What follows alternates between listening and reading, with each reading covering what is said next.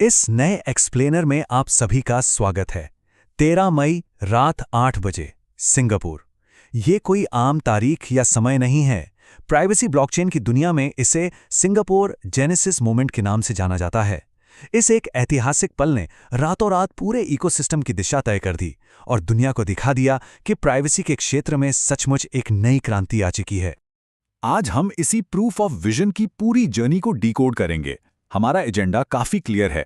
हम एलजीएनएस rocket swap launch के तुरंत दिखने वाले इंपैक्ट से शुरू करेंगे, फिर इंस्टीट्यूशनल वैलिडेशन, उसके बाद पब्लिक ट्रांसपोर्ट आरडब्ल्यूए और फाइनली लाइव ईवीएम डेमो की बात करेंगे।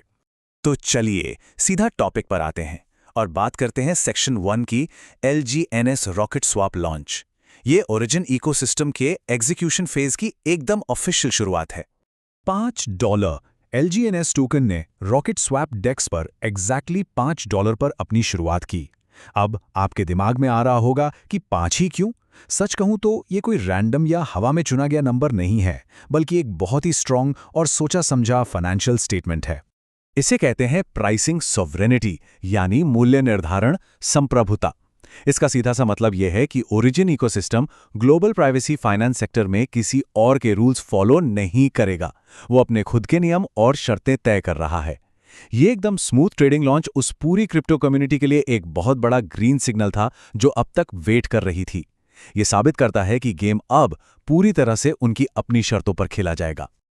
अब हम आते हैं सेक्शन 2 पर, संस्थागत मान्यता। सिंगापुर इवेंट में एक बहुत ही चौंकाने वाला खुलासा हुआ था जिसने पूरी इंडस्ट्री का ध्यान अपनी ओर खींचा। जरा सोचिए, आमतौर पर वेब3 कम्युनिटी इवेंट्स में कौन होता है? Developers, crypto enthusiast, right? लेकिन सिंगापुर के इस इवेंट का माहौल बिल्कुल अलग था। वहां डिसेंट्रलाइज्ड वेब3 कम्युनिटी के साथ साथ नेशनल लेवल के गवर्नमेंट रिप्रेजेंटेटिव्स मौजूद थे। ये कोई छोटी बात नहीं है, ये एक बहुत बड़ा और सीरियस सिग्नल है कि अनुबिस चेन की प्राइवेसी टेक्नोलॉजी को अब बड़े स्तर पर रेगुलेटरी अटेंशन मिल रही है।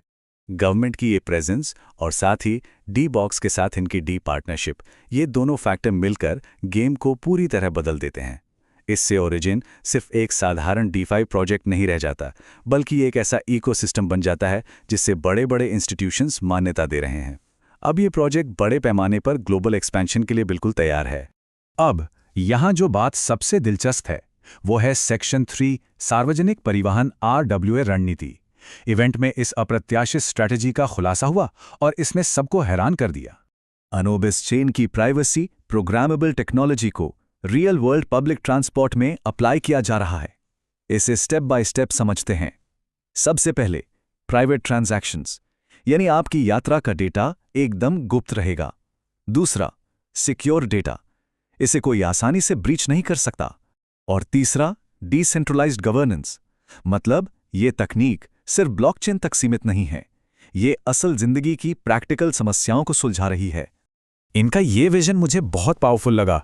डिजिटल सभ्यता के लॉजिक को रियल वर्ल्ड प्रोडक्टिविटी में बदलना, ये सिर्फ एक कैच फ्रेज नहीं है, ये इस पूरे प्रोजेक्ट की आत्मा है। इसका सीधा मतलब है कि वो अत्याधुनिक प्राइवेसी ब्लॉकचेन को हमारे और आपके रोजमर्रा के पब्लिक ट्रांसपोर्ट गवर्नेंस के साथ जोड़कर एक बहुत ही रियल इंपैक्ट क्रिएट करना चाहते हैं।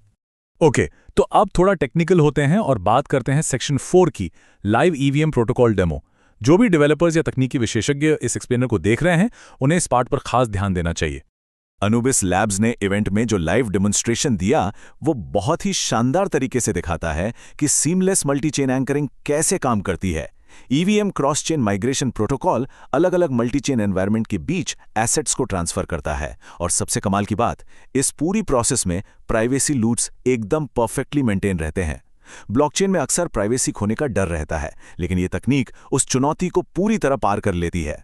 तो क्रूशियल पॉइंट ये है कि high concurrency processing, base layer पर एक्सट्रीम सिक्योरिटी और पूरी ईवीएम कंपैटिबिलिटी, ये सारी चीजें आप कोई थ्योरी या वाइट पेपर का हिस्सा नहीं है।